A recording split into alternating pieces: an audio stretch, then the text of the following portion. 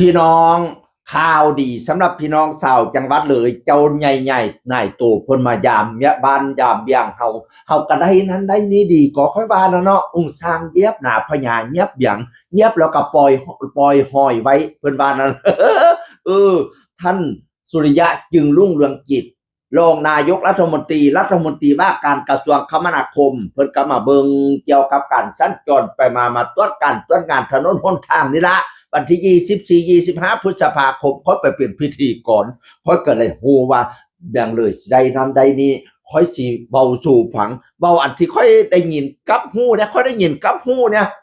เอาที่แนวค่อยจื้อได้ตอนวันที่24เพิ่นไปบ้านห้วยส้มเนาะไปเบิ่งทางซีเลนตั้งแต่วังสะพุงจนถึงผานกเขาก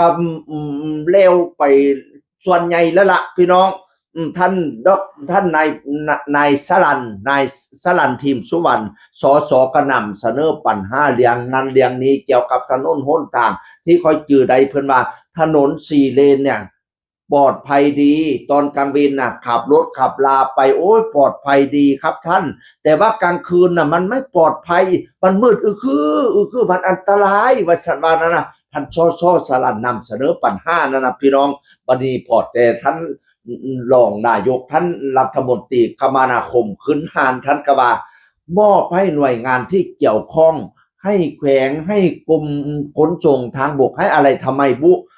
ไปจัดการเลี้ยงไฟถนนหนทางให้เป็นรูปธรรมแล้วรายงานผลมาวันนี้อุ้ยเป็นผลสุดยอดเห็นไหมล่ะเราเสนอปัญหาไปเพิ่นตอบสนองเลยเจ้านายมามันดีจังซี่ก็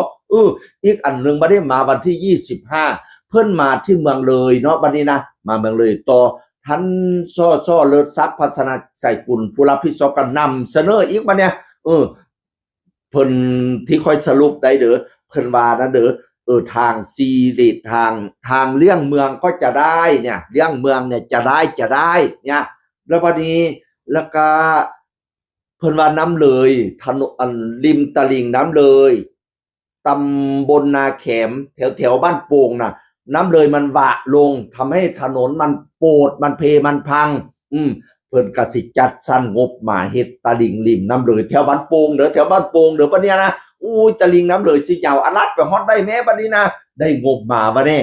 มันมีถนนวะอยู่เนาะค่อยเคยไปทางบ้านโป่งไปสะระเพนะมันมีวะอยู่ช่วงนึงก็น้ำเลยมันเซาะนะข้าเจ้าว่าสิได้งบมาพี่น้องแต่ที่ได้แน่ที่งบจะมาวันปี2569เนี่ยงบมาแล้วการทำทางคู่ขนานบริเวณบ้านนาอานบ้านปูกะเตบ้านขอนเก่นเนี่ยสิเฮ็ดทางคู่ขนานอันนี้งบมาเรียบร้อยแล้วแล้วก็ทำทางกลับรถเป็นอุโมงค์ลอดขอเพิ่นเฮ็ดให้เบิ่งนะอุโมงค์ลอดกลับรถแถวสนามบินนะอันนี้ก็จะผลักดันงบมาว่าได้แต่ได้แน่ๆในทางคู่ขนานได้แน่ๆโอ้ยสุดยอดนะสร้างหยับหน้าพญาหยับเมียงพี่น้องโอ้ยเจ้านายมาก็ได้นั่นนี่ดีเก่งเนาะมาภูกระดึงเพิ่นก็มีการต้อนรับมีนางฟ้อนนางลำต้อนรับมาทาง